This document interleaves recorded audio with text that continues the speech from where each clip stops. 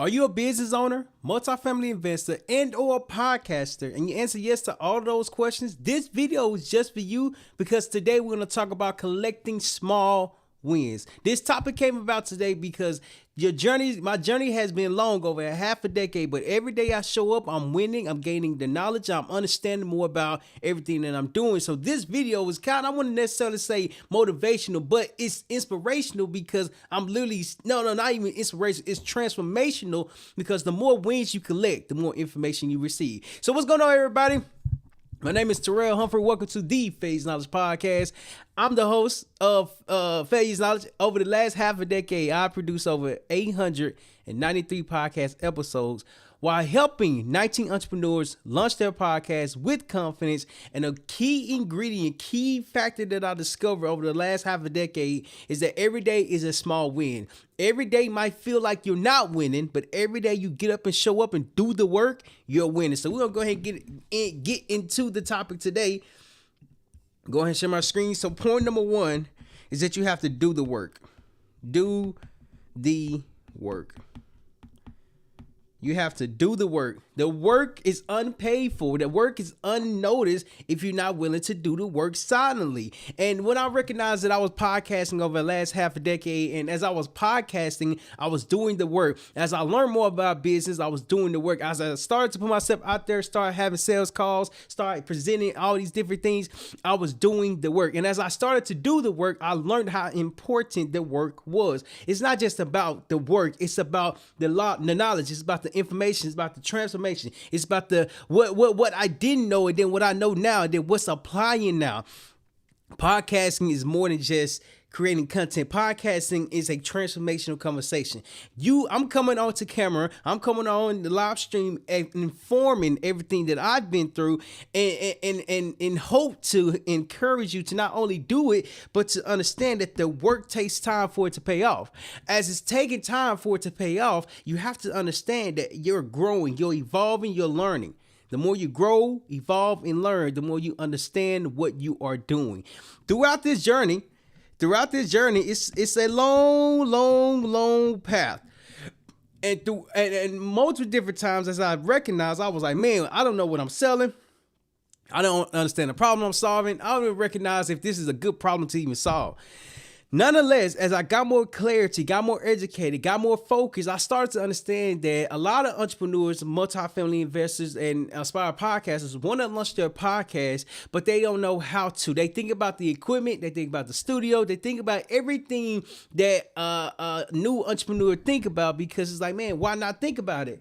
Well, it stops you from growing. It stops you from doing the work, because what happens many times is that you have this book and you have... there's a terminology called analysis. My wife actually said to yesterday, analysis paralysis, which means that you are stuck in the information phase. Like you're constantly reading the books, watching the videos, doing the podcast, but you're not doing the work that the video or content suggested you to do. Like for instance, I know I needed to reach out to people to start marketing myself, to start promoting myself. And I started to do that. And I started to get some yes, start to get a lot of no's. But what I recognized during that time is that, okay, for me to do the work, I have to be okay with transforming over time. Transformation does not happen unless I'm educated, unless I'm gain the experience, unless I gain the knowledge, unless I put myself in different situations. When I start to do the work became less overwhelming. It became less stressful. It became less daunting. And I'll tell you this, because now it's like, okay, well, I'm not guessing no more. When I started off a half a decade ago, I was guessing. But collecting small wins is collecting wins on a daily basis. Daily basis. The more you show up, the more you win. The more you win, the more you learn. The more you learn, the more you understand. See, business is a problem-solving thing. You have to solve a problem. You have to be able to solve a problem in order for this problem to be solved. When I recognize that solving a problem with helping multifamily investors launch their podcast with confidence, phase one is getting comfortable getting confident on camera. Phase two is sharing your story and your expertise. Phase three is speaking to your ideal customer. Why are there phases? There are phases because everyone's in different parts of their journey. when I start to recognize what journey that was on, I'm like, okay, I need to discover the path. I need to discover the path. I need to discover the solution. I need to discover the problem. I need to discover what the work actually consists of. One of the works is doing the podcast. The podcast is one of the works that has to be the focus, because if it's not the focus, hold on. Podcast has to be the focus, because if it's not, then it's just not the focus. But then I start to recognize, I'm like, wait, hold on, I'm getting opportunities from podcasting. So the low hanging fruit for me is podcasting. What if I continue to do podcasting, but create a business around helping other multifamily investors launch their podcast with confidence? Now I have to switch from, now I have to switch from being in front of the camera. I have to switch from being in front of the camera. This is me, this is camera, to behind the camera to help multifamily investors launch their podcast with confidence. So this is me and this is customer. So now I'm like, oh, okay, that's going to help me stand out even more, because it's not just about launching your podcast. It's about literally positioning yourself differently so you can become the authority in your space. And it just blew my mind, because I was doing the work. I saw how important it is to do the work. Excuse me. And as I started to do the work, I started to understand that I was solving a problem. The problem that I was solving was more than just a camera, was more than just equipment, was more than just directing. It's literally positioning this person as a professional, as an authority, as someone who understands what they are talking about. That's been a game changer because of this, because doing the work looks different. Doing the work looks different because you got multiple different things that I can be doing. But I know for a fact, if I understand this online game, if I understand this online marketing of podcasting, building a community, growing up a business, if I can focus online, when I take it offline, the online is going to grow. Like, they're going to grow simultaneously. They're going to grow together. What this would do for me, one, it would help me do the work more often. Two, it will position me differently. Three, it's like, well, since I'm growing over here and I grow in person, as I'm doing both, it's like it working hand in hand. It's like I got a left hand and I'm right-handed, but I shoot basketball with my right hand, but I write with my left. You see, multiple different times it's using what you have. I only have two hands, so what can I do with the time that I have? I can learn how to be more effective. I can learn how to be more efficient. I can learn how to solve a problem consistently. I can learn how to present the solution consistently. I can ask for the sale consistently. I can solve the problem consistently. See, doing the work is removing the distraction. Once the distractions are moved, I'm able to position myself differently because I can focus.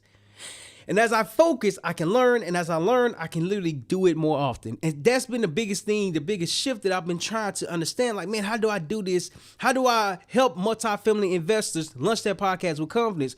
The first thing first, I have to go speak to them. I have to go where they are at. So in the marketing, they say you have to go and find your customers, because your customers not going to go and come and find you in the beginning. You got to go and find your customers. So they are here. And what I recognize is that you have to go searching for customers.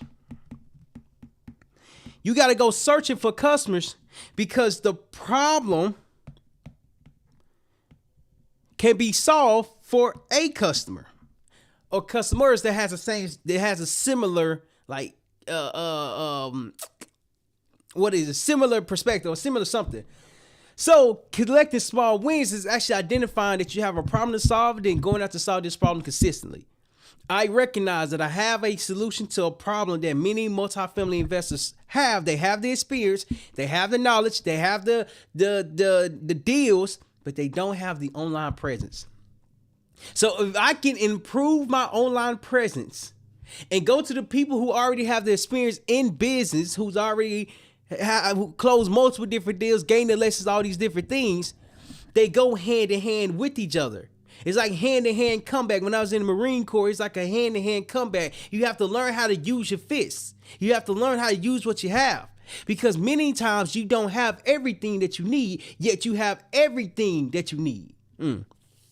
So when you start to understand, when I started to understand that doing the work is helping me collect small wins, because now I'm more educated. 90% of podcasters stop out to episode number 3.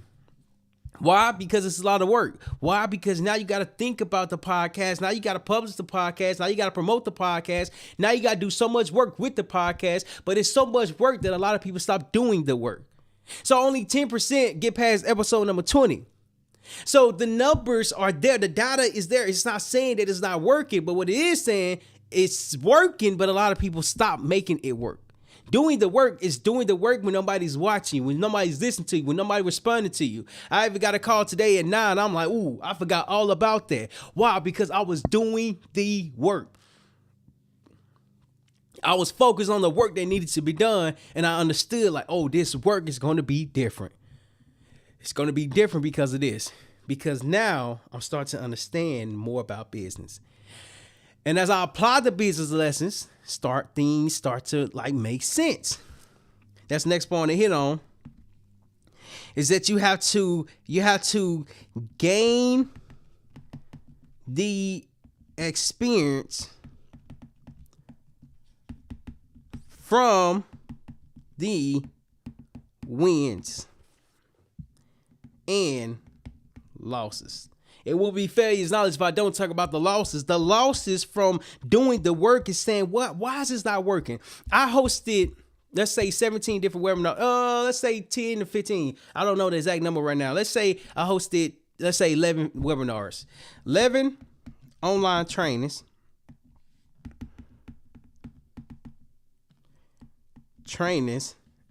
11 online trainings, and I made $0 from it. I was close to making some multiple different times. I'm like, man, why wasn't I able to make anything? It wasn't the fact that I was doing it wrong, but I was like, oh, okay, it's working. People are coming, people are watching, people are listening, people are responding. That's good. That's working. But now I got to figure out how to position it differently. It's not just about positioning differently. It's more so about making sales from a proven method. Collecting small wins is identifying what's working. Collecting small wins is identifying why it's not working. Collecting small wins is updating the changes. Collecting small wins is figuring out what changes need to be adjusted. Collecting small wins is understanding the business. Collecting small wins is understanding how to sell. Collecting small wins is having something to sell. Collecting small wins is literally understanding more about business. You see, I can't collect small wins if I'm not doing the work. Yes, I haven't made the revenue. However, what I have done is that I've adjusted a lot so I can be able to be in a better position to make the revenue. What this would do for me, one, it would help me understand that, okay, there's a process that goes behind this. The business behind podcasting is more than just a conversation. The business behind podcasting, I have to have something to sell. So in order for me to start making revenue, I have to have something to sell. And what I recognized, I did a podcast last week. I was like, media never dies. And it started making sense. I'm like, wait, if you got a recording of you doing a podcast, you have this recording of you doing a podcast for a long time, for a lifetime until you delete it. Now, if you delete it, then you just delete it. Nonetheless, it's always there. I remember asking this question to people who are in media. I'm like, why is media important? Like, why are people so consumed by the media? And they say media is they said media changes the way you think, or what they say? They say media gives you the perception of different things, or whatever case. I forgot what they said. But anywho, what that helped with was me understand that, hold on, there's information in media, not just social media, but media. You got newspaper, you got articles, you got billboards, you got ads, you got all these different things, movies, films, books. You got a whole bunch of content. But the content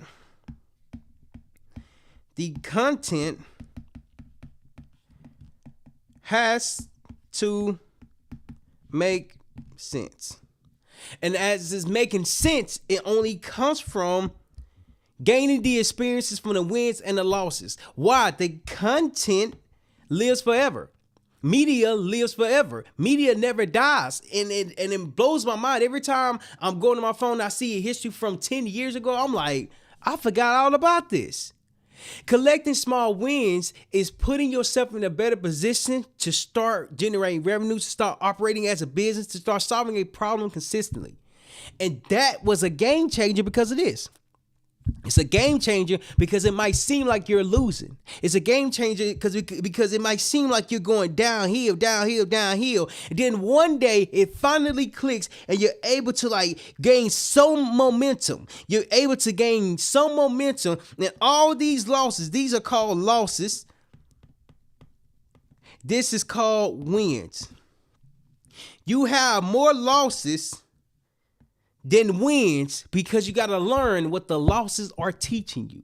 I remember playing football in high school, and my high school coach he say, Humphrey, he said, you a high rep guy. I'm like, a high rep guy? I said, no, I ain't. I was like, I think I can understand fast. I think I understand quickly. He was like, I just told you, you a high rep guy, which means that it takes you a long time to understand stuff. And so when I recognized that, I'm like, why is that? So I start asking questions. Why did I have so many losses? Why did I have so many moments, so many days where it wasn't going in my favor? Why was I losing so much? I had to lose so much to learn what winning looks like. I had to learn what losing looks like so I can work towards winning, so I can work towards becoming a winner. That changed how I saw myself because the losses turned into lessons. That failure was the lesson that I needed to gain the knowledge, aka wins, in order that I needed to succeed. As I gained that perspective, I started to recognize that I was actually growing into a better business person, into a better person, into a better man. Why? Because I needed to lose first. If I was already winning, I wouldn't understand the importance of losing. If I already gained the knowledge, I wouldn't understand the importance of failure. If I already had the success, I wouldn't have understood the importance of the journey. Doing the work forces you to pay attention to what journey you are actually on. And when you do that, yes, you might have a lot of losses, which is absolutely fine. Yet them losses can actually teach you something valuable to help you be in better position. And that's what I started to recognize, that the small wins, point number 3, the small wins was the growth I needed. Last point we're going to talk about is the growth I needed. First 2 points that we talked about is to do the work. You have to do the work. It don't matter if you know what you're doing, don't know what you're doing. You still got to do the work. Point number 2 is that you have to gain the experience from the losses and the wins. And then point number 3 is that you have to grow. Hold on. I'm actually going to change that. Point number 3 is that you have to force growth. So now I know my customers, which are multifamily investors, and then I know the problem that we're solving. We helping them get confident on camera, helping them identify what to speak about, helping them build trust with people. And now when I start to recognize, I'm like, ooh, okay, I think I found my lane. I found my lane because I forced myself to grow. I found my lane because I identified the path that I want to be on. And yes, I'm in podcasting. There's over 4.5 million podcasts out there, which means there's a lot of podcasters out there, which means it's growing.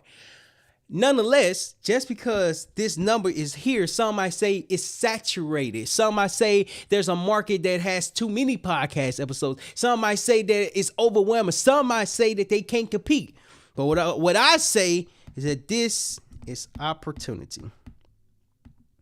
ORTUNITY. It is opportunity. Why? Because the opportunity can exist in a different way. I see this as opportunity because I can be positioned differently. If I figure out how to be different, which I figured out, it's like, oh, all I gotta do is just be consistent. One of the ways to be different than the 4.5 million podcasts, rather than 10% or whatever that is, it's literally one, consistency. is consistency. The more consistent I am, the more results I will generate. Number 2 is to be different. It's to be different. Okay, how can you be different? This is where the business terminology comes from. You have to discover your competitive ITIVE advantage. Our competitive advantage that we produce over 893 podcast episodes. Our competitive advantage that we help 19 entrepreneurs launch their podcast with confidence. Third competitive advantage is that we are actually doing what we are helping others do. And we're not just doing it because it's a good business model. We're doing it because this is something that we do on a daily basis. And so now the problem and what help us stand out is that competitive advantage is helping us be different. We're different because we are not like the other 4.5 million podcasters that's out there. In fact, we have our own lane. We talk about failure, we talk about our journey, and we talk about the knowledge. What have I done? What did I learn? What am I doing today? You see, now it makes it easier for our audience to say, okay, if he's willing to try and fail, I can try and fail. Failing is okay. You're not a failure. You're just learning how to do it more better. You're just learning how to do the work. You're just learning how to perform, learning how to show up. If you show up and do the work, your growth will naturally happen. Naturally happen because you understand more, you'll be positioned more, and you'll be different than a lot of other people who are in your same industry. So just to recap everything that we talked about today, is going to be a short episode because I got a call in a couple of minutes. So point number 1 is that you have to do the work. Don't matter the work that you're doing, but you have to be okay with the work that you are doing and do it more often. Point number two is you have to gain the experience from the wins and the losses. I like this picture right here that I drew. You're going to have more losses than wins, but the losses will help you have more wins if you learn how to turn the losses into lessons. Point number 3 is that you have to force growth.